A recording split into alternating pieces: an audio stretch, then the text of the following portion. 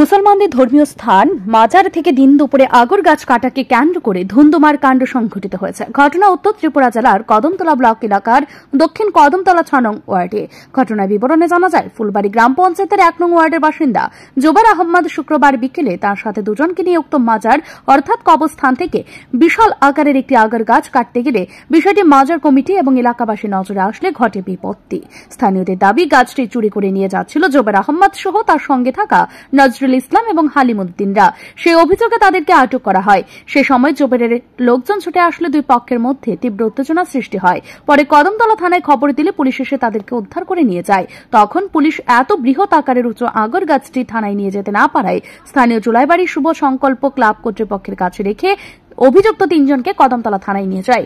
এদিকে অভিযুক্ত জোবার আহম্মদের দাবি, গাছটি যে জায়গা থেকে কাটা হয়েছে সে জায়গা ওনার বাপ দাদুর সম্পত্তি এবং তাদের বেশ কয়েকজনের নামই রয়েছে, যেখানে অংশীদার হিসেবে তিনি নিজেও রয়েছেন।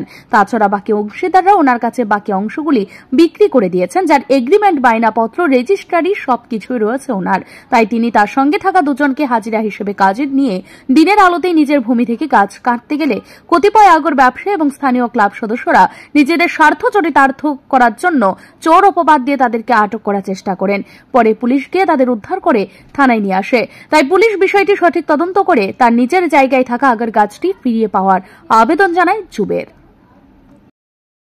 যে জালাইবাড়ির মজারের গাছ চুরি হচ্ছে, তো আমি এরপরে এসে দেখি এখানে প্রায় ৩00-৪০০ লোক এখানে জড়ো হয়েছে। থানায় ওই চোরদেরকে তুলে নিচ্ছে থানার গাড়ি করে।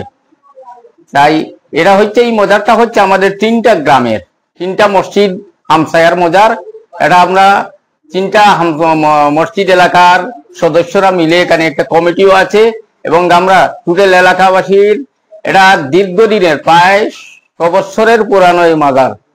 এই মাজারের গাছ আছে, অনেক মূল্যবান গাছ আছে, কিন্তু আমরা সবাই এগুলা লালন পালন করে এখানে রাখছি, যাতে আমাদের এটা একটা জাতীয় সম্পদ। এছাড়া গাছগুলা যেহেতু মজারের জায়গায় কারো কোনো ক্ষতি করছে না এবং পরিবেশের দিকটাও লক্ষ্য করে আমরা সবাই এই গাছগুলা রাখছি।